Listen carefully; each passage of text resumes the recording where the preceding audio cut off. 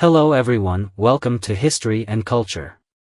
Emperor Shunzhi, Eisen Joro Fulin, was the third emperor of the Qing dynasty and the first emperor of the Qing dynasty to establish Beijing as the capital.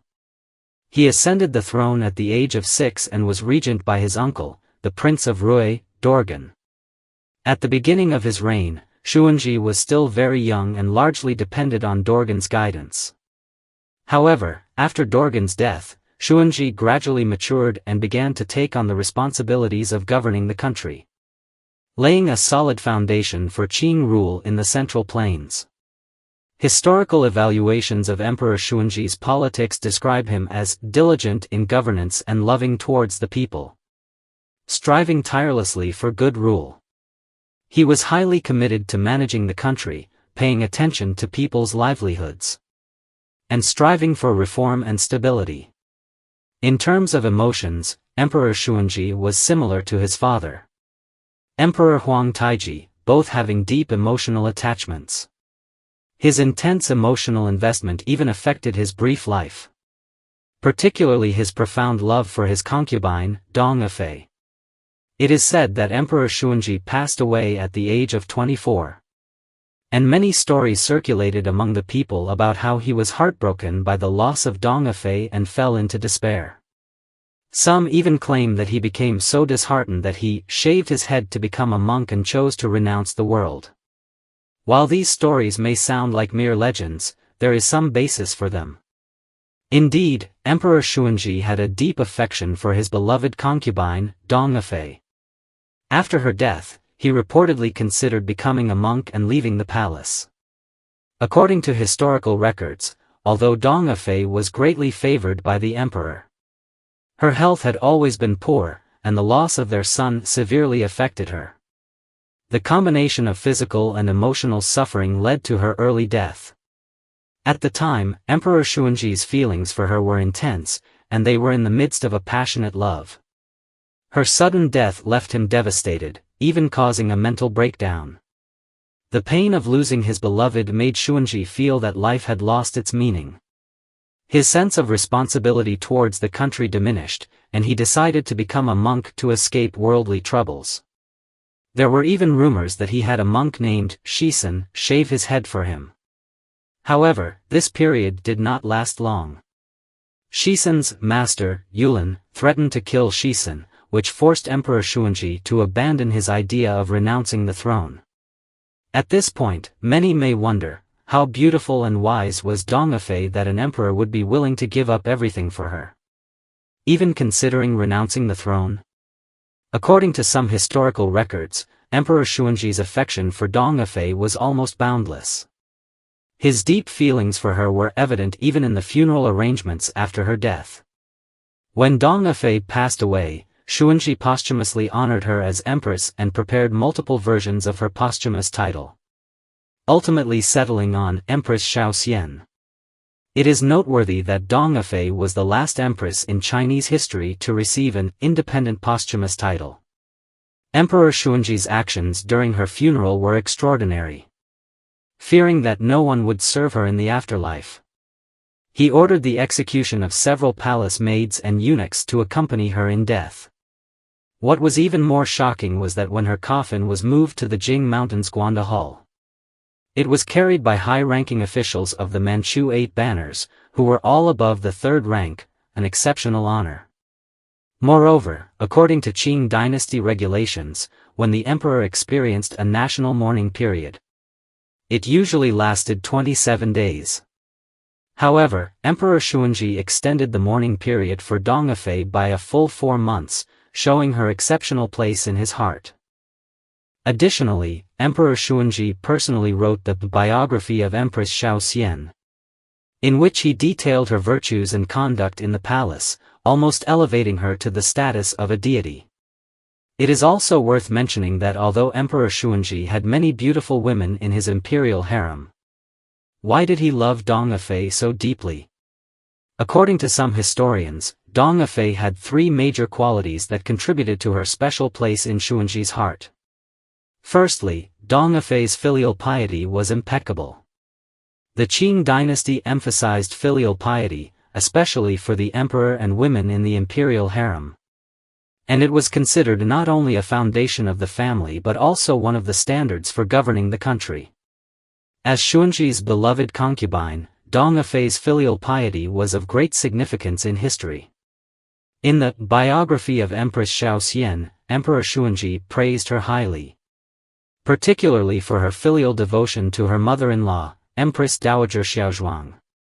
He believed her filial piety was praiseworthy and even provided specific examples to demonstrate her devotion. This incident occurred in the winter of the 14th year of Emperor Shunzhi's reign, when Empress Dowager Xiaozhuang was ill. Despite her own physical weakness, Dong Efei ignored her condition and devoted herself to guarding the bedside of the Empress Dowager every day, forgetting to eat and sleep. She even personally went to the Temple of Heaven and the Temple of Earth to pray for the Empress Dowager's health. Dong Efei's filial piety and actions greatly moved Emperor Shunzhi, making him even more fond of her. Secondly, as a virtuous assistant to the emperor, Dong Efei's performance was flawless. Although Dong Efei was never officially named empress during her lifetime, she remained deeply favored by Emperor Shunzhi and held great power as his imperial noble consort. Despite this, she did not become arrogant because of her status. Instead, she handled palace affairs with a humble heart and treated the empress, other consorts, as well as the eunuchs and palace maids, with kindness and generosity, winning the trust and affection of Emperor Shunzhi. Emperor Shunzhi specifically mentioned two incidents that proved Dong Efei's excellence as a virtuous assistant in the imperial harem. The first incident took place in the 14th year of Shunzhi's reign, when Empress Dowager Xiaozhuang fell ill, and the empress failed to show enough concern. This greatly angered Emperor Shunzhi, who even considered deposing the empress. If the empress were deposed, Dong Efei, as the imperial noble consort, would have been the greatest beneficiary. However, she did not take advantage of this opportunity. Instead, she advised Emperor Shunzhi, saying, "If the empress is deposed, I do not dare to enjoy it alone." This act demonstrated her noble character and respect for the empress. The second incident occurred in the 15th year of Shunzhi's reign when the empress fell ill and was bedridden. Dong Efei stayed by her side for nearly 5 days and nights without closing her eyes, patiently serving the empress until she showed some signs of recovery. This not only demonstrated her sense of responsibility and love for the harem, but it also showed Emperor Shunzhi her unique charm as a virtuous assistant.